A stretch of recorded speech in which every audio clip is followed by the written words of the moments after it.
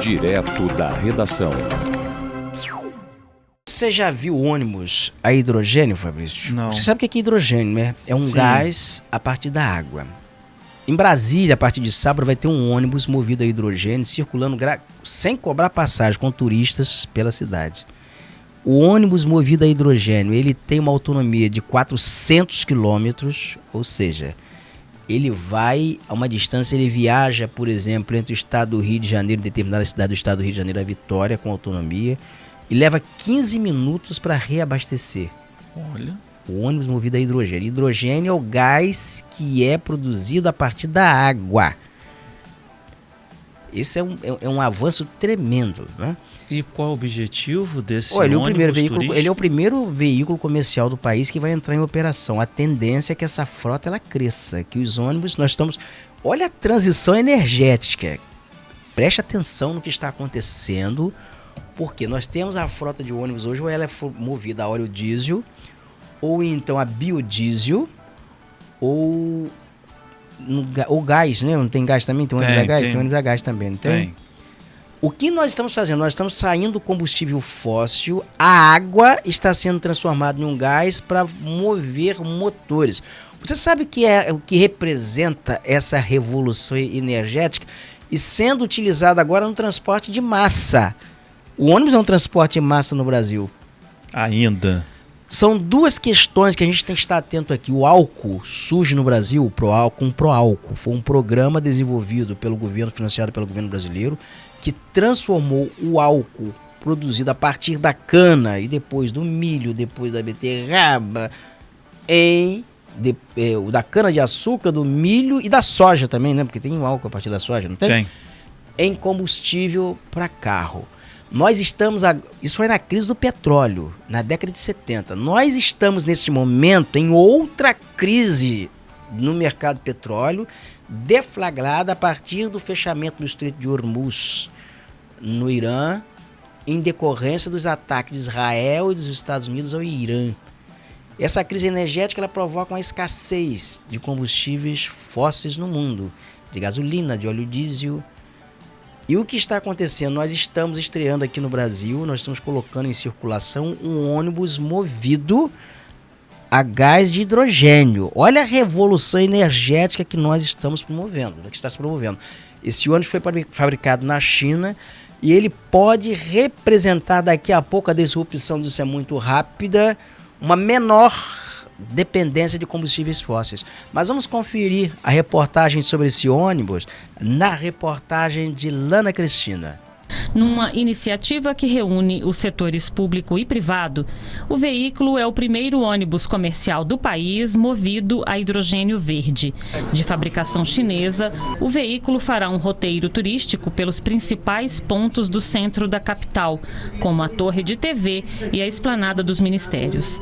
Apenas aos sábados e de graça. E enquanto o ônibus é uma tecnologia de fora, a planta de abastecimento que gera o hidrogênio a partir da água foi totalmente produzida aqui no Brasil, pela Neoenergia, num projeto com recursos da Agência Nacional de Energia Elétrica. O objetivo desse projeto também é desenvolver tecnologia nacional, né? Então, os recursos de P&D e ANEEL é justamente para a gente desenvolver inovação.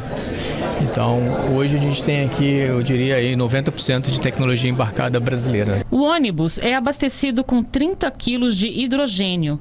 E são necessários 400 litros de água para encher o tanque, que na verdade são esses cilindros que armazenam o gás.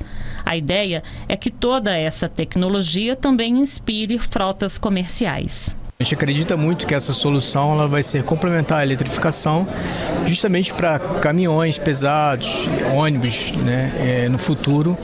E é só a gente olhar também para outros países, né? Se a gente olhar para a China hoje, a China já tem mais de 3 mil veículos hoje rodando nas grandes cidades, porque foi uma solução para justamente reduzir as emissões e partículas nas grandes cidades, que era um problema chinês. Com capacidade para transportar 71 passageiros, 31 21 sentados e 40 em pé, o ônibus elétrico movido a hidrogênio tem autonomia de 400 quilômetros e reabastece em apenas 15 minutos. Enquanto circula, emite apenas vapor d'água, não emite poluentes e contribui para a redução da pegada de carbono no transporte urbano.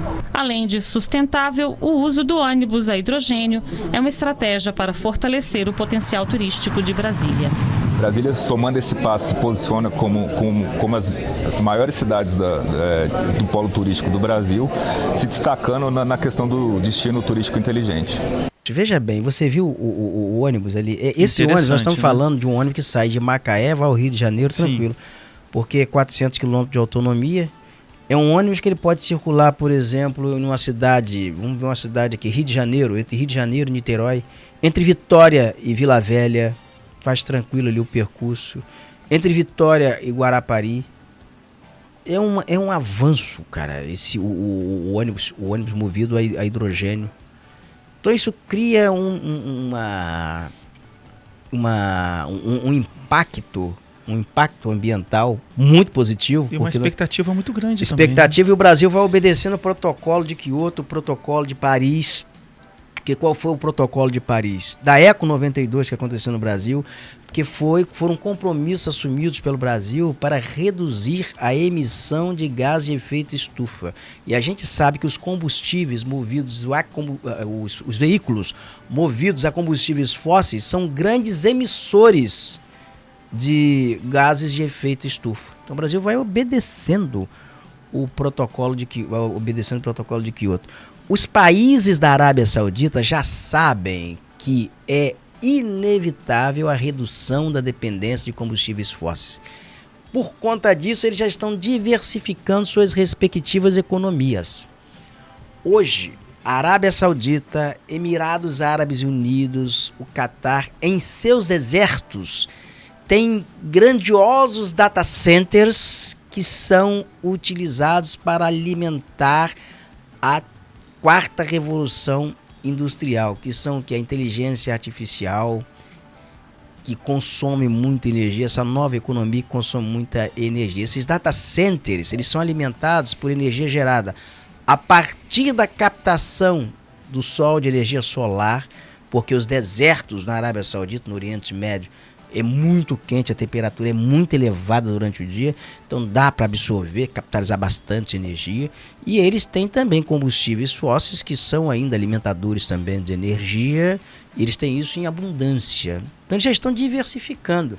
Se amanhã ou depois caiu essa questão de combustível, de energia, eles já estão num outro segmento econômico. Sem dúvida. Esse pessoal aprendeu. Aí você tem regiões aqui que se enriquecem de petróleo, salas que não têm ar-condicionado, como Marataízes, né? A cidade de Marataízes nós mostramos aqui. É um contraste muito grande, Esse né? pessoal não soube fazer a inversão do capital que arrecadou de royalties de petróleo ao longo de décadas em conhecimento, em ciência, em tecnologia, para diversificar suas respectivas economias.